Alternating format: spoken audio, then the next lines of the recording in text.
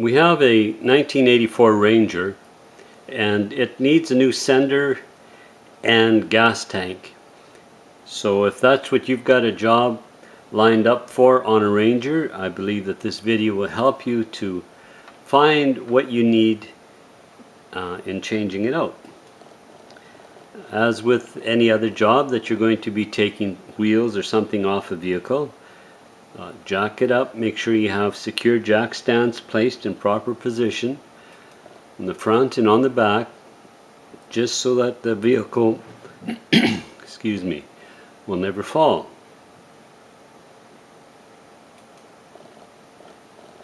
You start by undoing the bolts that hold in the filler spout. Right here is the door over the tank filler spout, of course, and there are 3 screw type bolts that hold that in place. Now this here is the filler hose that we just saw, the plate that this hooks onto, and that's where the gas comes in and goes through. So this is from underneath the truck, of course.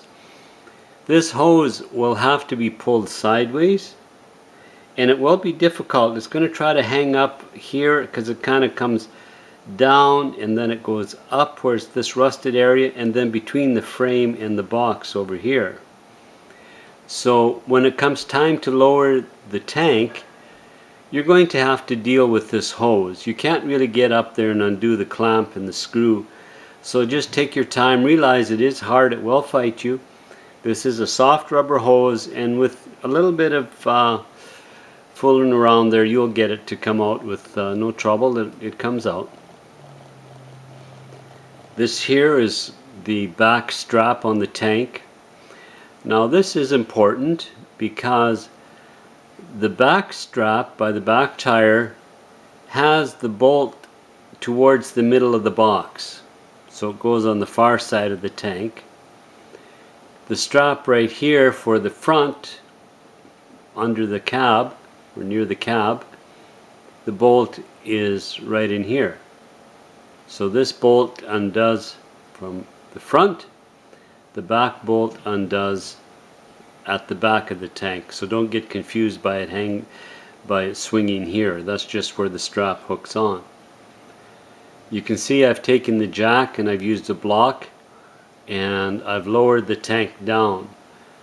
This vehicle, you can change the sender right here without removing the entire tank. There is enough room. You will need to use caution and care because the gasket right under the sender that goes in there, you don't want it to move out of position and then leak. This here truck does not have a electric fuel pump. It's just a sender in the tank, so like a gauge that with a swing arm on it that goes up, that registers on your gauge, your gas gauge on your dash. This here is the suction line. That's the piece of it right there. It just undoes with a pair of pliers, and this will come out really easy. I had to take the tank out a couple of times, and after I got the bolts lubricated up and on the back, it was so rusted I cut the strap, ground the bolt off after the tank was out so there's no danger of explosion, and just ground the bolt off. It fell out. Then I took the piece and I put it on the end, took it to my welder, took this off the truck, welded it back on, put in a new bolt, and now that tank I could take it off in probably 10 minutes or less now that everything's nice and new again. This here is the sender.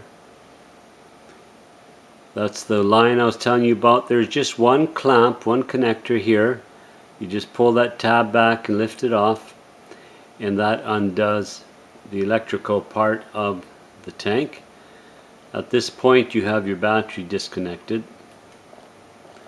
In the middle of the tank there's a breather. That just pops off. It will fight you to get it back in, so just lubricate the edge with some kind of lubricant, and when you put it in your new tank, push it down, edge it in, and then try to force it with a flat screwdriver and turn this at the same time, all in one motion, and believe me, it does go in. There will be one point where you might think, I can't get it, but you will. Don't give up.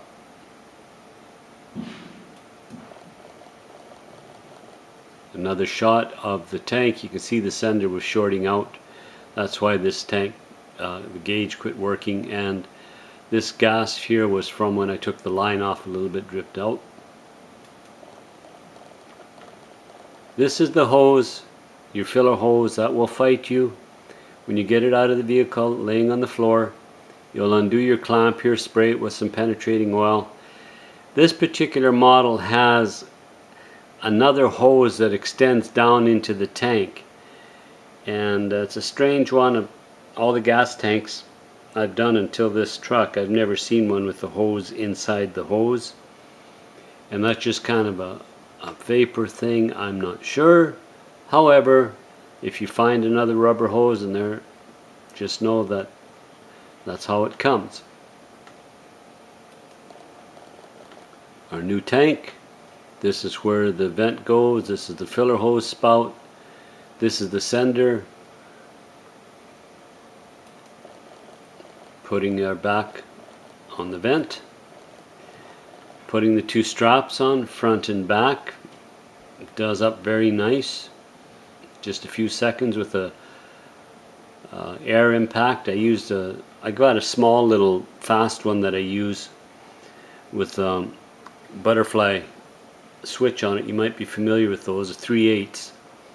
They say the torque is about 35 pounds, and I like using that on things that need to be tightened. Will fight you a little bit, but doesn't have the power to break bolts, because you don't want to be putting something like that on.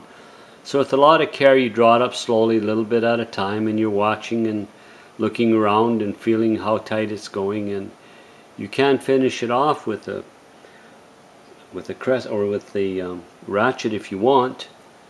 And so you do your front and your back on your tank. This is the front bolt.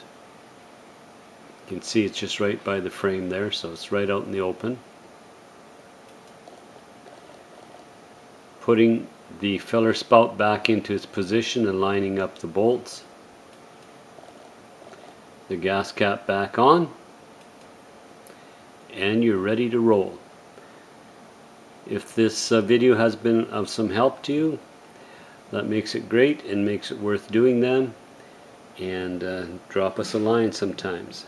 This is Mechanica saying good wrenching. Cheers.